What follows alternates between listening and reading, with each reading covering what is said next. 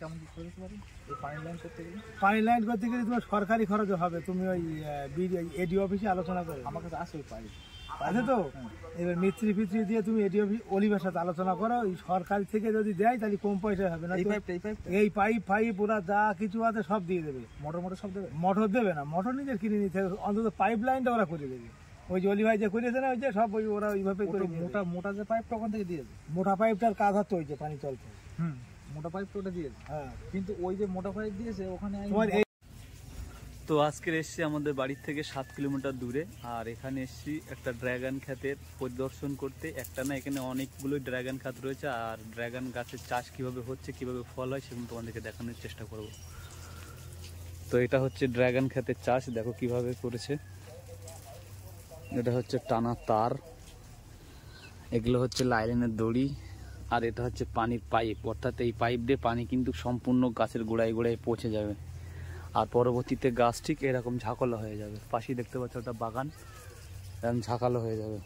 আর আমি দেখাবো তোমাদেরকে ক্ষেতটা ঘুরে ঘুরে কেমন সুন্দর লাগছে। দেখো ড্রাগন গাছে কিন্তু একটা জিনিস, ড্রাগন গাছের এই কাঁটাগুলো কিন্তু খুব বিষাক্ত হয়ে যায়।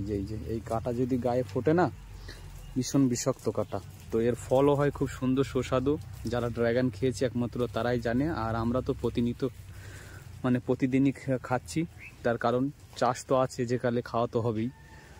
তো এর স্বাদটা কিন্তু খুব সুন্দর। যারা ড্রাগন ফল খেয়েছো অবশ্যই কমেন্ট করে জানাবে কেমন লাগে ড্রাগন ফল খেতে। তো আমি হাফিজুল তোমাদের সাথে আজকে ড্রাগন বাগান নিয়ে একটা নতুন ভিডিও নিয়ে চলে এসেছি। আশা করি ভিডিওটা ভালো লাগবে, সম্পূর্ণ দেখতে থাকো। একটা 220 একটা মোটরে এতগুলো পানি সাপ্লাই দিতে পারছে? ওরে বাবারে, পিকআপ কত! তো এক বিঘে জমি চাষ করতে গেলে কেমন কি খরচা হতে পারে একটু বলো। মানে আমরা যে পদ্ধতিতে চাষ করেছি এই পদ্ধতিতে করলে মোটামুটি ফল আসা পর্যন্ত 1 বিঘায় 4 লাখে নিতে হবে। আচ্ছা আচ্ছা, পুরো কমপ্লিট মানে ফল আসা পর্যন্ত 4 লাখ টাকা, তাই তো? 4 লাখ, হ্যাঁ।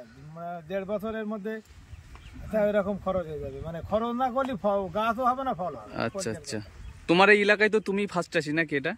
না, আমার বড় ভাই করেছিল।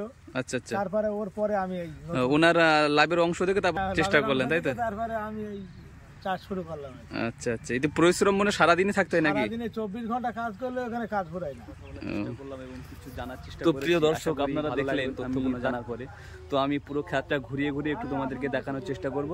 ততক্ষণ এই পাইপের দ্বারাই প্রত্যেকটা গাছের গোড়ায় গোড়ায় পানি যায়। আর এই যে তার দেখছো, ওটা কিন্তু গিয়ার তার, খুব শক্ত এবং মজবুত মাচাটাকে ধরে রাখার জন্য। আর এখানে কিন্তু সব সময় মানুষ কাজের মধ্যেই আছে, প্রত্যেকটা মানুষ কাজ করছে, ঠিক আছে? তো গাছের গোড়াটা কেমনভাবে বাঁধে তোমাদেরকে একটু দেখাবো, তো চলো। তো দেখতে পাচ্ছ গাছের গোড়াটা কেমনভাবে বাঁধে, খুব সুন্দরভাবে গাছটা বাঁধতে হচ্ছে। এটা কি টন, তাই না?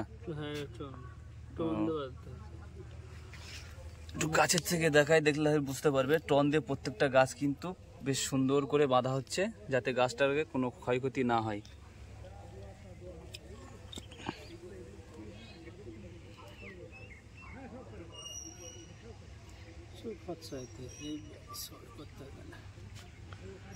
সবসময় মাঠে একটা নাটা মানুষ থাকতেই হয় নাকি? এই গাছ পড়ে গেলে ভেঙে যাবে, ভেঙে গেলে মানে একটা গাছ আবার হতে 6 মাস সময় লাগে। আচ্ছা আচ্ছা, প্রচুর সময় কাটে। তোমাদের এটা 1 বিঘা জমি নাকি, না বেশি? 2 বিঘা, তাই তো? তো প্রিয় দর্শক, দেখতেই পাচ্ছ এরিয়াটা অনেক বড়। তো এখানে এটা নতুন হয়েছে, যেহেতু এখনো ফল হয়তো ভাঙতে পারিনি। আর এটা কিন্তু ওই পাশে একটা রয়েছে, সেটা কিন্তু দেখতে পাচ্ছ যে পানি দেওয়া চলছে, আর ফলও হয়েছিল গাছে। তো এখন যাবো বাগানের ভিতরে, তো চলো। তোমার নাম? অনুপ বিশ্বাস। তোমার এখানেই বাড়ি নাকি? ও আচ্ছা, ঠিক আছে। এরকম মাটি কেটে প্রত্যেকটা গাছে গুঁড়ে দিতে হবে? প্রত্যেকটা গাছে গুঁড়ে দিতে হবে? আচ্ছা ঠিক আছে, তুমি একটু মাটি কাটো, একটু দেখাই, সবাইকে দেখুক যে ড্রাগন খেতে কতটা পরিশ্রম করতে হয়, তারপরে ড্রাগনটা ফল ঠিক মতন আসে। এটা কি তোমারই জমি নাকি? তোমারই জমি? তুমি কাজে এসছো, তাই তো? ও আচ্ছা আচ্ছা, ঠিক আছে। তো তোমার নামটা কি একটু বলো শুনি, সবাই জেনে নিক। তোমার নাম? বিশ্বাস। অনুপ বিশ্বাস। তোমার এখানেই বাড়ি নাকি? ও আচ্ছা, ঠিক আছে।